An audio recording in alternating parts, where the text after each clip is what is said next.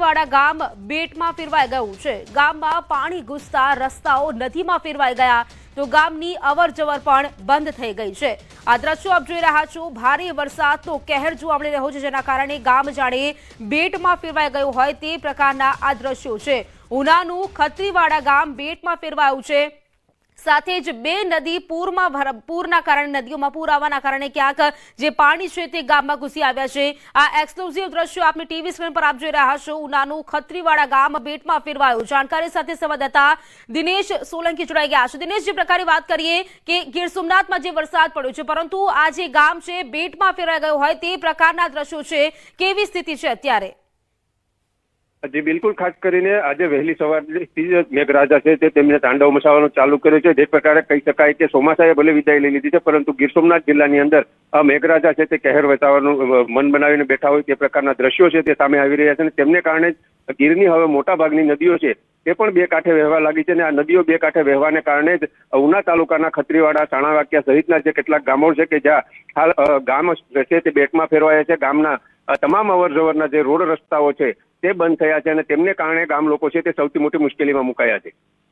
દિનેશ, અત્યારે કેવી સ્થિતિ જોવા મળી રહી છે? જે પાણી ભરાયેલા છે, શું અત્યારે પણ આવા જ પાણી ભરાયેલા છે ગામમાં? જી બિલકુલ, હાલ અત્યારની જો વાત કરવામાં આવે તો અત્યારે પણ આ તમામ જે ગામો છે તેમની અંદર આ જ પ્રકારની પરિસ્થિતિ છે। કારણ કે ગીર જંગલની અંદર પણ અવિરત ધોધમાર વરસાદ છે તે વરસી રહ્યો છે અને તે વરસાદને કારણે નદીઓ છે તે બે કાંઠે વહી રહી છે અને આ નદીઓ બે કાંઠે વહેવાને કારણે પાણીનો પ્રવાહ છે તે સતત ને સતત વધવામાં છે। બિલકુલ દિનેશ, આપ જોડાયેલા રહેજો। તો વાત કરીએ ગીર સોમનાથ જિલ્લામાં માવઠાએ જાણે તબાહી મચાવી દીધી હોય તેવા દ્રશ્યો જોવા મળી રહ્યા છે। ગીર ગઢડાનું શાણા ડુંગર ગામ સંપર્ક વિહોણું થઈ ગયું છે। રૂપેણ નદી બે કાંઠે વહેતા ગામનો સંપર્ક તૂટી ગયો છે અને ગામમાં અવરજવર માટેના તમામ રસ્તાઓ પર નદીના પાણી વહેવા લાગ્યા છે। ગીર જંગલમાં ધોધમાર વરસાદના કારણે નદી બે કાંઠે વહી છે, તો પણ ગીરમાં કમોસમી વરસાદનો કહેર છે તે અવિરતપણે ચાલુ જોવા મળી રહ્યો છે। રૂપેણ નદી પણ બે કાંઠે વહી છે। જાણકારી મેળવીશું, સંવાદદાતા દિનેશ જોડાયેલા છે મારી સાથે। દિનેશ, વાત કરીએ, ગામ સંપર્ક વિહોણું બન્યું છે, નદી બે કાંઠે થઈ છે, શું સ્થિતિ?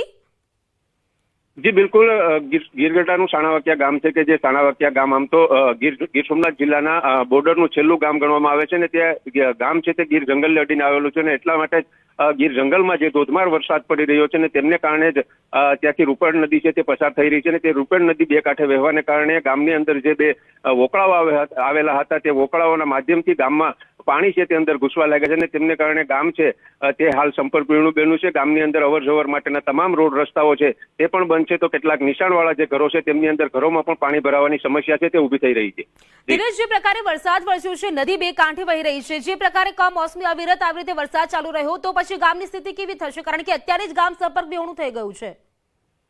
જી બિલકુલ, હજુ પણ કહી શકાય કે આમ તો છેલ્લા બે દિવસથી ગીરની અંદર ધોધમાર વરસાદ વરસી રહ્યો છે, પરંતુ વહેલી સવારથી સતત અનરાધાર કમોસમી વરસાદને લઈ અને ગીરની જે કેટલીક નદીઓ છે તે હવે બે કાંઠે વહેવા લાગી છે અને તેમને કારણે હજુ પણ આ જે ગામડાઓ છે તેમની સ્થિતિ છે તે વધુ વણસી શકે છે।